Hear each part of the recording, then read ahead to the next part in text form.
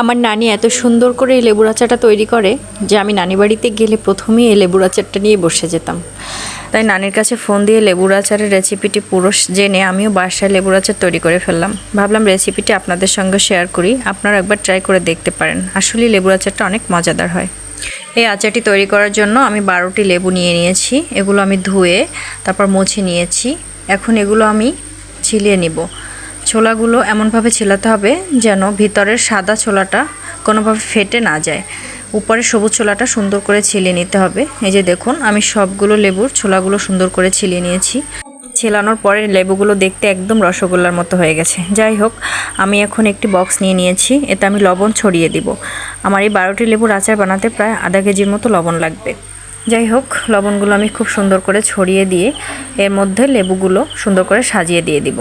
এরপর আমি উপর থেকে আবার লবণ ছড়িয়ে দিয়ে বক্সের মুখ বন্ধ করে দিব। তারপর আমি এটা 3 দিনের মতো রোদে শুকিয়ে নিব। 3 দিন রোদে শুকানোর পর লেবুটা দেখতে কিছুটা এরকম হবে। এরপর লেবু থেকে লবণটা ছাড়িয়ে আলাদা একটা পাত্রে নিয়ে নিব। এবার হচ্ছে লেবুগুলো তেলে দেওয়ার পালা। তেলে দেওয়ার জন্য আমাকে এখানে কিছু মশলা অ্যাড করতে হবে।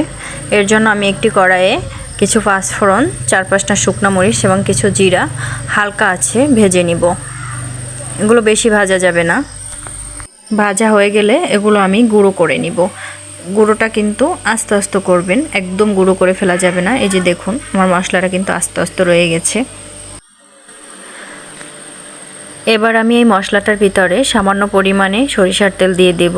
এতটা পরিমাণ দিব যেন এই মশলাটা জাস্ট একটু ভেজা ভেজা হয়। তারপরে এই মশলাটা আমি লেবুর গায়ে সুন্দর করে মাখিয়ে দিব। সবগুলো লেবুতে খুব সুন্দর করে এগুলো মাখিয়ে নিতে হবে।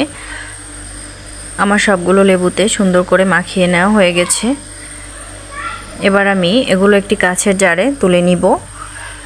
লেবুগুলো সব জারে তুলে নেওয়া শেষ। এখন আমি এর ভিতরে দিয়ে দেব আগে থেকে সরিষার তেলের ভিতরে আমি রসুন কুচি, 4-5টা শুকনো মরিচ, লবঙ্গ, দারচিনি, এলাচ এগুলো দিয়ে আমি সরিষার তেল গরম করে রেখেছিলাম।